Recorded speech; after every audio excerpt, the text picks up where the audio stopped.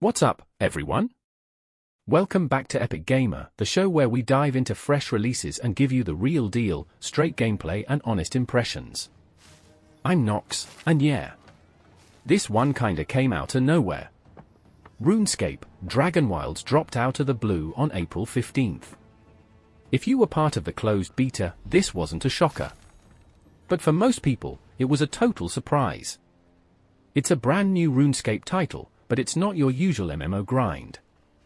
This one leans into survival crafting, with serious Valheim and Enshrouded vibes. It's also very much an early access game, so let's talk about what it gets right, and what still needs time in the oven. There's a lot missing right now, sure, but there's also a lot of potential. The core idea?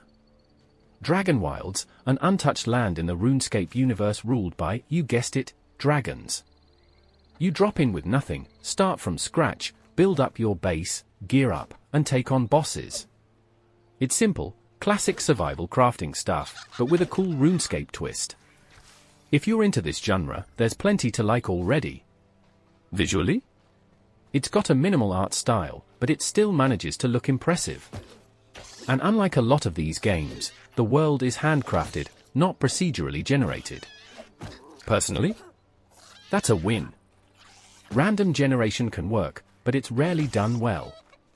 Here, the world's tight, thoughtfully designed, and full of little secrets to stumble on. It's not massive, at least not yet, but that's expected in early access. What's there feels intentional. And I'd rather have that than a million empty procedurally made forests. Personally, that's a win. Random generation can work, but it's rarely done well.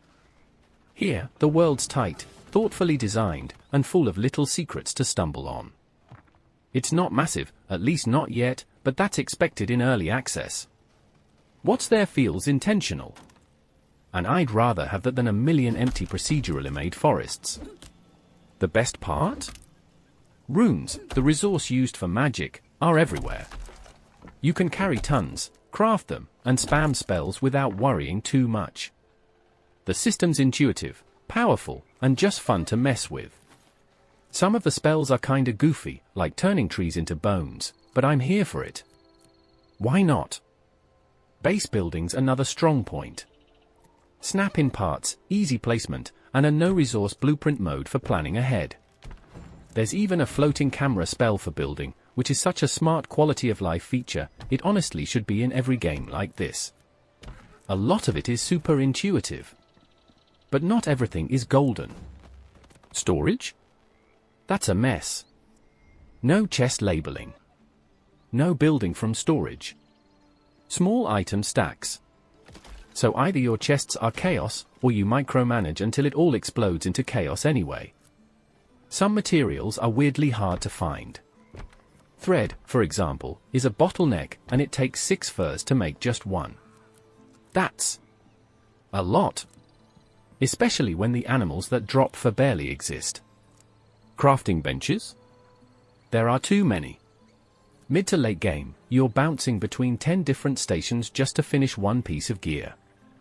And while it's not the most complex system ever, combining it with a bad storage setup makes it feel clunky. Magic and building feel forward-thinking, but crafting needs serious love. This is a real early access game, not just a soft launch with a label. Some core stuff, like archery progression, isn't even implemented yet. You can use bows, but there's no XP for it. Still, it seems like the devs want feedback to shape the direction, and I love that. Right now, the main questline only takes you to the first big dragon fight, so maybe 15 to 20 hours of content. Not a ton, but what's there is solid. Combat simple, but responsive. Enemies are usually chill, but watch out if they gang up on you. The game can hit hard when it wants to. Speaking of threats, random invasions and dragon attacks keep you on your toes. The dragon shows up, spits poison snot everywhere, and yeah, it can kill you through your roof. Not ideal. And there are tiered zones, so if you try to punch above your weight, enemies will flatten you.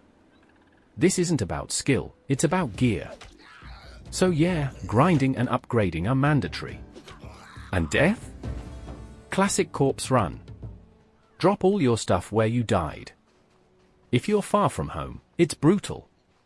No settings to toggle those mechanics off either, hunts, dragon raids, nothing. On top of that, hunger and thirst are way overtuned. They drain fast, and while food and water are easy to find, it's just tedious. A lot of survival games are easing off on that stuff, this one cranks it up. And honestly, it gets in the way of the best parts, exploring, dungeon crawling, and building. Yes, there are dungeons. They're handcrafted, not random. You won't get cool loot, but you will find crucial items, especially for building teleporters. And let me tell you, teleporters are game changers. The base building is straight up great. Snap-in tools, custom tile shapes, you can get real creative. Or just make a boring box. Point is, you have options. So where are we right now with Dragon Wilds? It's a fun but flawed foundation. There's stuff that really works, like magic, exploration, and construction. And stuff that needs work, like crafting, resource flow, and survival tuning.